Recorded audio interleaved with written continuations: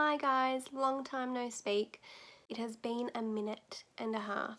I'm sorry it's been so long for me to sit down and film an update for you. We've been a little unsure as to what road we're going to go down. We went on our month holiday, which was great to get away and clear our heads a little bit. Being away, we were still carrying a lot of sadness with us.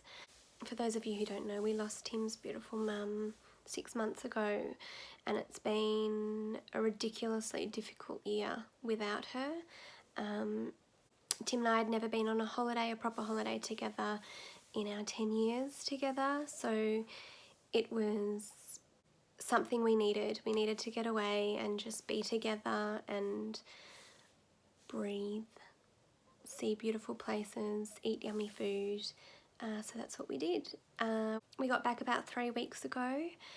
I shared quite a lot of the photos and some videos on Instagram and some on Facebook. I am planning on creating some travel vlogs. I've uploaded one of them, the first from Scotland, but I have yet to edit the rest, so they might take a little bit.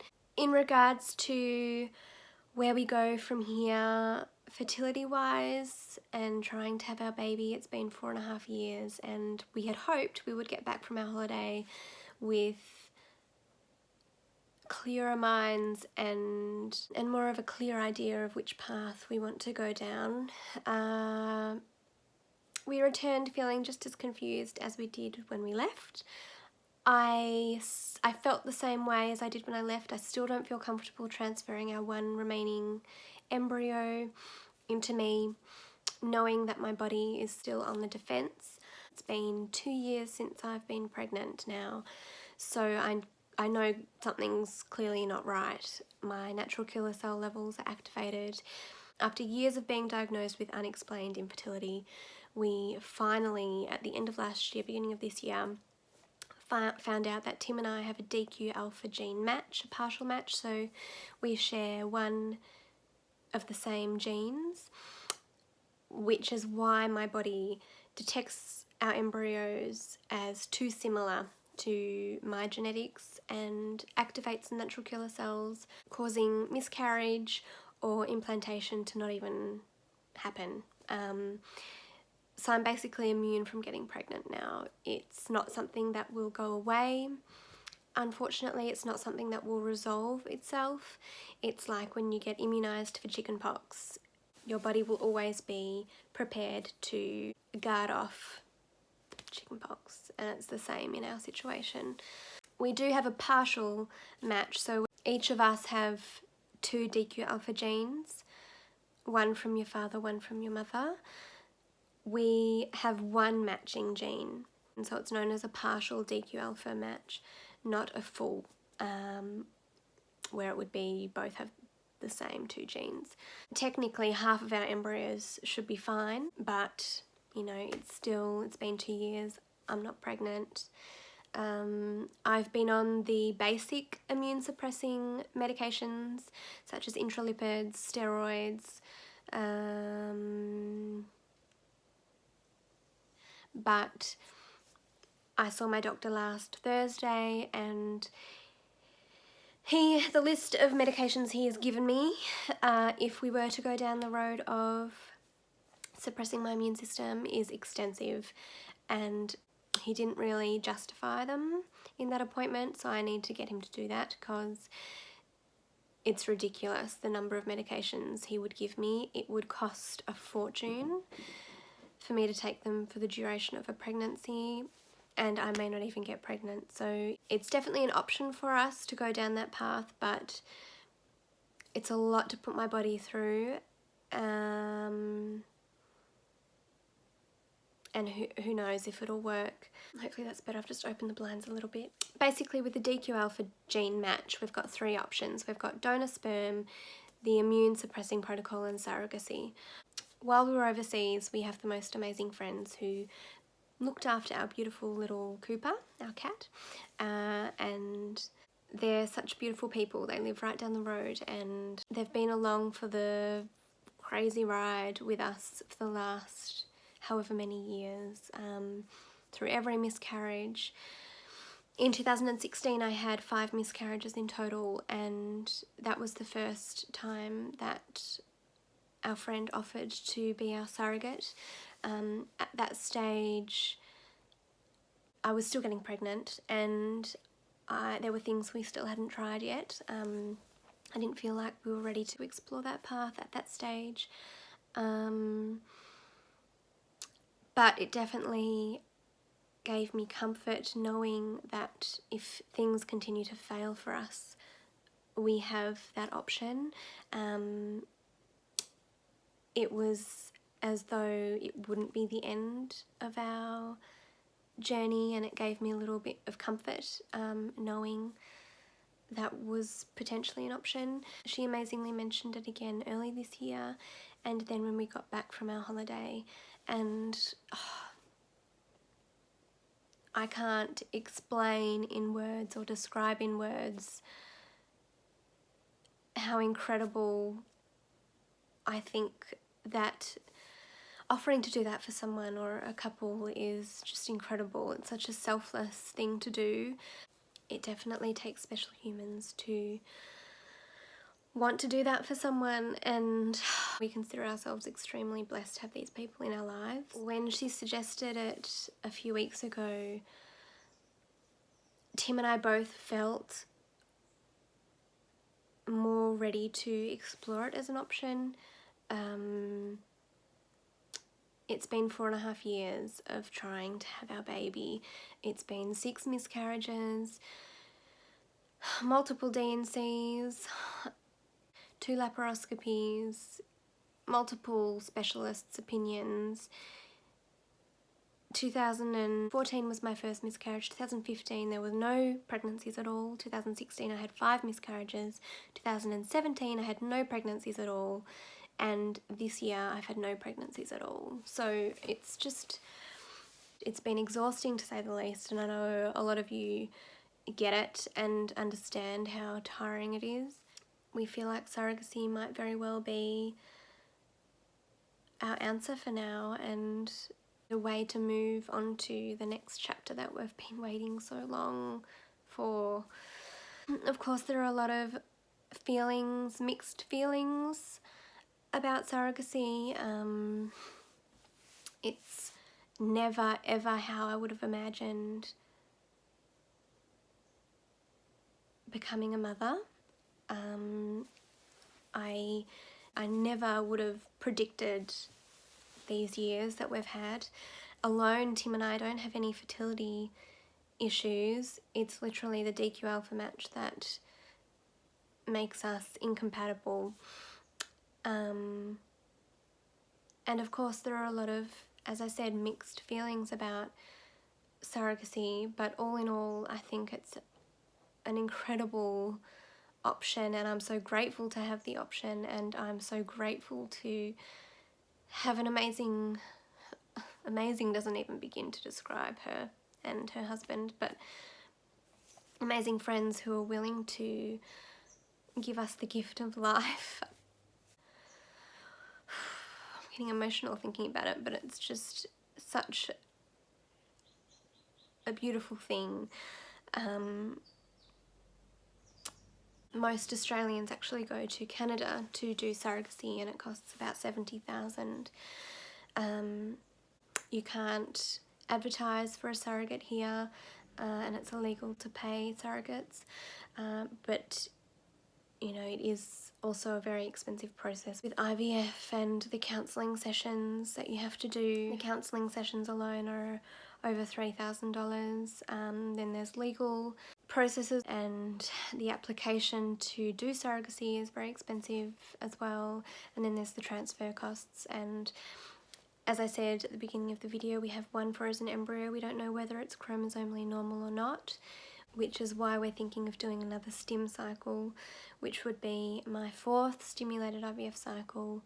When the word surrogacy is involved with our IVF clinic, it is a lot more expensive, and all of the costs are out of pocket. You get no rebates. So it would probably cost us around $20,000 to $30,000, probably closer to $30,000 out of pocket. But if we do a stim cycle before we go down the surrogacy process, it would be around $10,000 out of pocket, plus all of the surrogacy, you know, all of the counselling sessions, all of the applications, all of the legal stuff. So, I mean, it probably will come to close to $20,000, but you know, that's a $10,000 difference. So I've really struggled to get an answer from the clinic whether we would have to do the surrogacy stim cycle without any rebates if I was to do the stim cycle now and simultaneously go down the application path for surrogacy and the counselling sessions and do them both at the same time. It's a grey area for them because we are creating embryos to use for a surrogate, but we may also use some of those embryos to transfer into me. So it's not a clear-cut stim cycle purely for surrogacy. I want to avoid obviously paying $30,000 out of pocket. I would prefer to pay $20,000 out of pocket. The IVF company are getting the same amount of money from us. It's just whether we'd be eligible for Medicare rebates, which is government rebates. So yes, I've literally just gotten off the phone with the clinic, and she has confirmed we can simultaneously do the stim cycle and start the surrogacy process, because the surrogacy process is a 6 to 12 month process for approval. So obviously it takes a long time to get approved, which is why we would prefer to start it as soon as possible. Because it's such a grey area, and because I spoke to multiple people who weren't able to give me an answer, I've asked the person I just spoke to put it in writing, send me an email, so I don't have to go through speaking to 50 different people to get an answer. So at the moment it looks like the plan is I'll do a stimulated cycle in Jan, most likely Jan. I don't know when we'll be starting the surrogacy process. It all depends obviously on our beautiful potential surrogate, what suits them. Probably start in the next few months and hopefully transfer an embryo mid next year, around August, July, August next year maybe. It all depends. Surrogacy, the thought of not carrying my own baby and not experiencing a pregnancy like I've always thought I would, it's going to be tough. It's going to be really difficult, and I have 100% trust in her. I think surrogacy, when you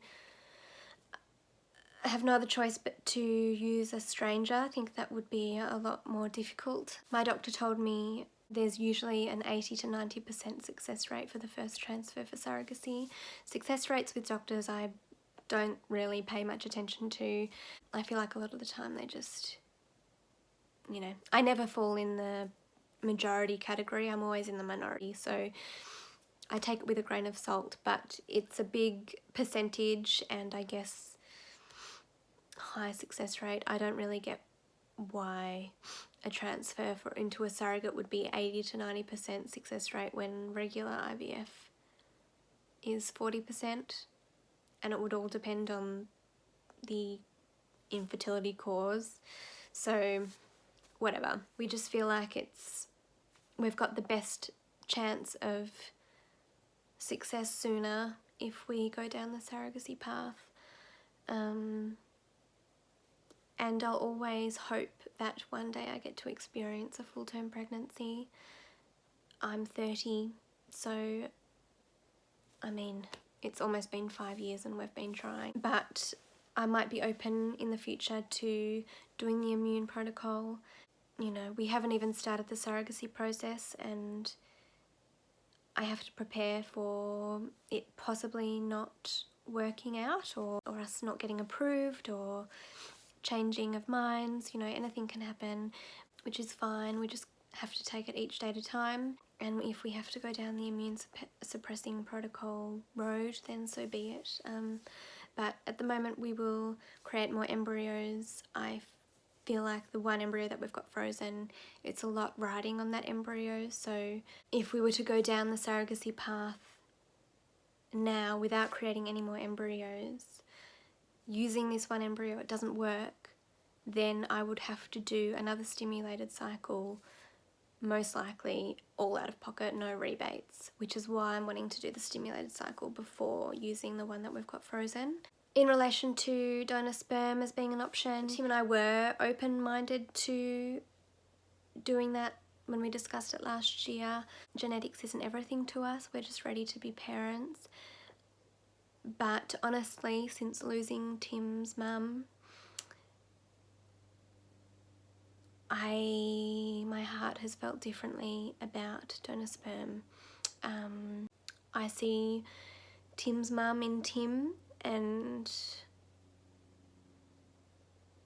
I think it would be really hard to do donor sperm now, or harder. That's not to say that we won't potentially do it in the future, but I would find it really hard to leave Tim out of the equation, so to speak, or his genetics, and I know that's probably really stupid, but that's how I feel. I've barely uploaded any videos this year. I realise it's been a really tough year. It's been the hardest year of my life, hands down. It's tested me in ways coming to terms with losing Kath before we were able to have a baby, and you know, we lost her way too soon. My dad has motor neuron disease, just diagnosed, so that's been a lot to deal with and think about. And last weekend we moved Tim's mum's belongings out of the house that Tim grew up in, the house that I lived in for over 5 years, and a place where we had so many happy memories, and it was really heartbreaking seeing the rooms empty, and knowing we were never going to go back. Yeah, I've been an emotional wreck this last week, really, and year, maybe, to be fair to say. But yeah, that's one of the reasons why we're looking into surrogacy more seriously, because we're just so ready to move on to the next chapter. It just seems right in a way, even though I would never have imagined needing to go down this path, ever. I'm actually really shocked still to think that we are in this situation. No one ever thinks that you will be. When you start trying to have a baby, you never imagine you will be one of those couples, but we are, and it is what it is. We've just got to keep hoping and to stay as positive as possible. I've received a lot of messages from a lot of you and our Instagram followers, because I'm not as present as I have been in the past, and my posts on Instagram aren't as positive as they tended to be in previous years. I've just felt very defeated and just exhausted, but I'm glad Tim and I got to go away. We made some amazing memories, and we're just ready to go down this next path, whatever it may be. Next year, I promise, will be different. There'll be a lot of videos, especially as we're doing another stim cycle. I'll of course take you along for that journey for the 4th time, and hope we get different results than previous cycles.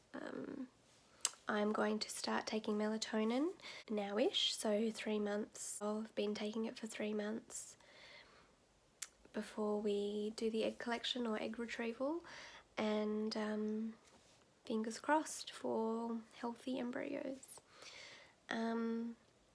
I've already been talking for half an hour, so I'm going to have to seriously edit this video, but I think I've got most of information out. Yeah, if you've got any questions, leave them down below. I will be sure to get more of those travel videos up. Hope you're all doing really well wherever you're at in your journeys. Much love to each of you, baby dust, and I'll speak to you really soon. Bye guys. You may be a seeker, but I'm a believer, keeping the hope you need. You don't wanna load it onto my shoulder.